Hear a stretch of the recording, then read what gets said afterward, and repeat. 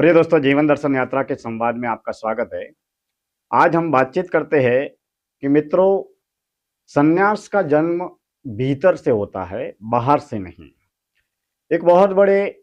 आत्मज्ञानी संत हुए रमण महर्षि। उनके कृपा पात्र पात्र शिष्य थे मॉरिस फ्राइडमैन। एक बार मॉरिस फ्राइडमैन, जो बहुत बड़े दार्शनिक, बहुत बड़े लेखक और बहुत बड़े सत्य के खोजी थे, वह रमण महर्षि जी के पास में जाकर बोलते हैं कि मुझे संन्यास ग्रहण करना है। मुझे साधु सन्यासी जैसे कपड़े पहनने हैं, मुझे साधु सन्यासी जैसा नाम रखना है और मुझे साधु सन्यासी बनकर सत्य की खोज में, परमपिता परमात्मा की खोज में अपनी यात्रा को तय करना है। मित्रों, रमण महर्षि उस वक्त मौन रहते हैं, मधुर मुस्कुराते हैं और वह कहते हैं कि सन्यास को धारण करने के लिए किसी भी रूप में नाम बदलने की, कपड़े बदलने की, वेशभूषा बदलने की आवश्यकता नहीं है, क्योंकि सन्यास बाहरी बहिर्मुखी घटना न होकर वास्तविक असली सन्यास का जन्म भीतर से होता है।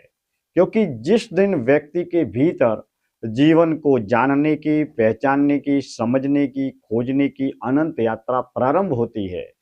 जिस समय साधक के भीतर सत्य की प्यास, भूख और तड़प का जन्म होता है, उस समय वास्तविक स्वाभाविक तल पर सत्य की खोज प्रारंभ हो जाती है। ठीक उसी तरीके से जीवन की इस अनंत यात्रा में जिसे परमपिता परमात्मा को प्राप्त करने की तड़प होती है, वह भले ही साधु सन्यासी के जीवन में हो या सांसारिक ग्रस्त जीवन में हो, वह सत्य या ईश्वर को खोजने की अनंत यात्रा को शुरू कर देता है। मित्रों, अगर भीतर से सन्यास का जन्म नहीं होता है, अगर भीतर से सत्य की, परमपिता परमात्मा की खोज, प्यास या